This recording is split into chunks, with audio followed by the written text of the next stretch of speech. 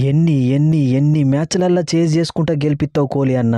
44 బాల్లల్లా 81 runs, సీజన్లో 3వ half century, 7 ఇన్నింగ్స్లల్లా 328 runs, orange cap. ప్రతి సీజన్ ఇంత కన్సిస్టెంట్గా రన్స్ కొడతానో బోర్ కొట్టదా అన్న?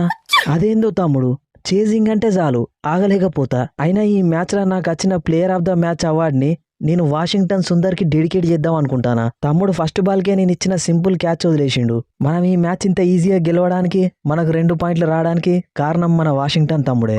దాందేముందన్నా, ఏదో నా వంతు సహాయం. సుందర్ బ్రో, ఇది పద్ధతేనా చెప్పు? క్యాచెస్ విన్ ద మ్యాచెస్ అని తెలిసి కూడా గంత సింపుల్ క్యాచ్ వదిలేసినావు, అది కూడా కింగ్ కోహ్లీ అన్నది, మళ్ళీ అది కూడా చేసింగ్ చేసేటప్పుడు. ఏంది వాషింగ్టన్ ఇది? ఏదో అన్ఎక్స్పెక్టెడ్ గా జరిగిపోయింది కెప్టెను. నేనేమన్నా కావాలని డ్రాప్ చేసినా? ఇంకోసారి ఇలాంటి తప్పులు చేయంతి. గిల్లు ఎట్లుంది దెబ్బ?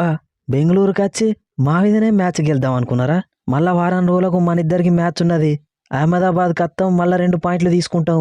నేను కూడా అదే చెప్తానా పాటిదారు బ్రో, ఈ మ్యాచ్లో మీకు 2 పాయింట్లు ఎట్లు ఇచ్చినామో మీరు అహ్మదాబాద్కి వచ్చినప్పుడు అట్లనే తీసుకుంటాం with net run rate. Kohli అన్న, మన నెక్స్ట్ మ్యాచ్ మొన్న మనల్ని ఓడించిన డీసీతోని. ఈ సీజన్ మనం ఓడిపోయిన 2 మ్యాచ్లల్లా ఒకటి వాళ్ళతోనే. మన హోమ్ గ్రౌండ్కి వచ్చి మనల్నే ఓడిచ్చిల్లు. ఎట్లిచ్చిన 2 పాయింట్లు అట్లనే తీసుకోవాలన్నా. ఢిల్లీ నా హోమ్ గ్రౌండ్ తమ్ముడు, నేను చూసుకుంటా కదా, నువ్వు టెన్షన్ పడకు. నువ్వు గిట్లా ఆడతా అంటే మనకేం టెన్షన్ అన్నా, వాటినే విసుకుదాం. మనం ఈ మ్యాచ్లో 200+ టోటల్ని ఇంత ఈజీగా చేజ్ చేయడానికి కారణం మన పాడికల్ తమ్ముడు చేసిన బ్యాటింగు. తమ్ముడు 200 స్ట్రైక్ రేట్తో 55 రన్లు కొట్టిండు, 6 4లు 2 6లు. తమ్ముంది కూడా ఈ సీజన్లో 3వ హాఫ్ సెంచరీ, అన్ని 200 స్ట్రైక్ రేట్తోనే చేసిండు. అట్లనే ఐపీఎల్లో కూడా 2000 రన్స్ కంప్లీట్ చేసుకున్నాడు. నైస్ బ్యాటింగ్ పాడికల్ తమ్ముడు. ఈ బెంగళూరు హోమ్ గ్రౌండ్ మన టీంకే కాదు, నాకు కూడా. పాడికల్ 1 డౌన్ వచ్చి 50 కొట్టిండంటే వారు 1 సైడ్ అయిపోయినట్టే. బేతేల్ తమ్ముడు, నేను ఆడతా అన్నావు, ఆడిపిత్తేనేమో 14 రన్లకే అవుట్ అయినావు. సాల్ట్కి ఇంజురీ అయిందని తీసుకొస్తే గిట్లనే చేస్తావా? సీజన్లో ఫస్ట్ మ్యాచ్ కాబట్టి జర్రంతా తడబడ్డ పాటిదారు బ్రో. నెక్స్ట్ మ్యాచ్లో చూడు ఈ బేతేల్ ఆడించే ఆట. ఏం బ్యాటింగ్ చేసినావు సుదర్శన్ బ్రో. ఐపీఎల్లో నువ్వు ఆడిన 47 ఇన్నింగ్స్లలోనే 2028 రన్స్, 48 యావరేజు, 13 50లు, 3 సెంచరీలు, అల్లొకటి ఇయ్యాల. నువ్వు కనుక ఇలా 100 కొట్టుండకపోతే మన పరిస్థితి తలుచుకుంటేనే భయం అవుతుంది. అట్లా కాదు గిల్లు, మనం ఓపెనింగ్లో మంచిగా ఆడినా మిడిల్ ఆర్డర్ రన్స్ కొడతలేరు, మంచిగా ఆడకపోయినా రన్స్ కొడతలేరు. మన ఇద్దరం కలిసి 13 ఓవర్లకి 128 రన్ల ఓపెనింగ్ పార్ట్నర్షిప్ చేసినాం. 15 ఓవర్ల 3వ బాల్కి నేను అవుట్ అయ్యేటప్పటికి స్కోరు 160. అక్కడ నుండి మన టోటల్ ఎక్కడికి పోవాలి? 220 230. కానీ ఎక్కడికి పోయింది? 205. అందుకే ఓడిపోయినావు. కరెక్ట్ చెప్పినావు సుదర్శన్ బ్రో. మన మిడిల్ ఆర్డర్ ప్లేయర్లు బ్యాటింగ్ మంచిగా చేస్తలేరు. ఏంటిది కెప్టెన్ నువ్వు మాట్లాడేది? అసలు ఈ మ్యాచ్లో మాకు బ్యాటింగ్ వచ్చిందా? మన పడ్డ వికెట్లే 3, ఉన్న బాల్లన్నీ మీరే ఆడిల్లు. నాకు షారుఖ్ ఖాన్కి బ్యాటింగే రాలేదు, మేమేం చేస్తాం? కరెక్ట్ కెప్టెను, నువ్వే 4 ఓవర్లు ఆడి 32 రన్స్ కొట్టినావు. మన టోటల్ 220 పోకపోవడానికి కారణం నువ్వు చేసిన స్లో బ్యాటింగే. సరే ఇప్పుడు గవర్న్ ఎందుకు గానీ నెక్స్ట్ మ్యాచ్లో బ్యాటింగ్ వస్తే మంచిగా 6లు 4లు కొట్టుల్లి. బాల్ డాట్ చేసు నాకు అసలే నచ్చదు. గిల్లు బ్రో, మీరు 200 కాదు 220 కొట్టినా కానీ మేము వట్టిగానే చేజ్ చేస్తాం. అది కూడా చూద్దాం. మళ్ళా వారం రోజులలోనే మనకు మ్యాచ్ ఉన్నది కదా. కృణాల్ బ్రో, ఏంది ఇది? 4 ఓవర్లు వేసి 50 రన్స్ కొట్టించినావు, ఒక్క వికెట్ కూడా తీయలే. ఏమైంది నీ ఈసిరిమింగుడికి?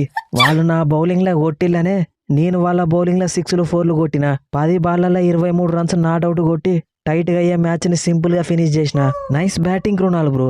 సింపుల్గా 6లు 4లు కొట్టి గెలిపించినావు. హోల్డర్ అన్న, 6 మ్యాచ్ల తర్వాత నిన్ను ప్లేయింగ్ 11లో ఆడించినందుకు న్యాయం చేసినావు. 10 బాళ్లలో 23 రన్స్ చంపినావు. 4 ఓవర్లలో 35 రన్సే ఇచ్చి కోహ్లీ అన్న వికెట్ కూడా తీసినావు. మంచి ఆల్రౌండ్ పర్ఫార్మెన్స్. మరి స్టార్టింగ్ నుండే నన్ను ఆడిచ్చేది ఉంటే మనకు ఈ పరిస్థితి వచ్చేదా? గ్లెన్ ఫిలిప్స్ ఫీల్డింగ్ మంచిగా చేస్తాడు అని పెట్టుకున్నారు. ఫీల్డింగ్ చేస్తే సరిపోతుందా? బ్యాటింగ్ బౌలింగ్ ఎవరు చేస్తారు మరి? ఓకే బాయ్స్, ఇప్పటికి కూడా అయింది ఏం లేదు. మనం నెక్స్ట్ మ్యాచ్ సిఎస్కేతోని గెలిచి మనల్ని ఓడించిన ఈ ఆర్సీబీని మళ్ళీ ఓడిద్దాం. Get ready. మొన్ననే సెంచరీ కొట్టి ముంబై ఇండియన్స్ని 100 రన్ల తేడాతో ఓడించిన. నెక్స్ట్ మ్యాచ్లో మిమ్మల్ని కూడా బిసికి మీతోని హ్యాట్రిక్ కొట్టిస్తా. Let's meet in the ground. So friends, ఈ స్పూఫ్ కనుక మీకు నచ్చితే మన ఛానల్ని సబ్స్క్రైబ్ చేసుకోండి, వీడియోని లైక్ చేయడం మాత్రం మర్చిపోకండి. ఈ 2-3 డేస్ చిన్న ఎమర్జెన్సీ ఉండడం వల్ల వీడియోస్ అయితే చేయలేదు, సో అర్థం చేసుకుంటారనే అనుకుంటున్నా.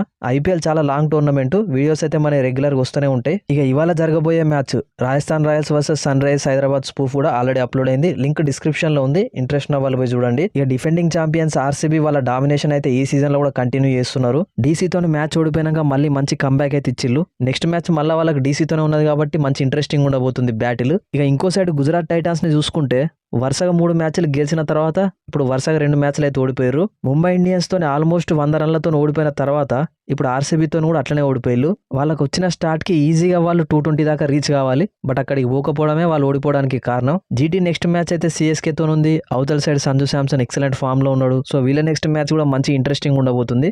మీరేమనుకుంటున్నారో కింద కామెంట్ సెక్షన్లో చెప్పండి. నెక్స్ట్ వీడియోలో మళ్ళా కలుద్దాం. Thanks for your love and support.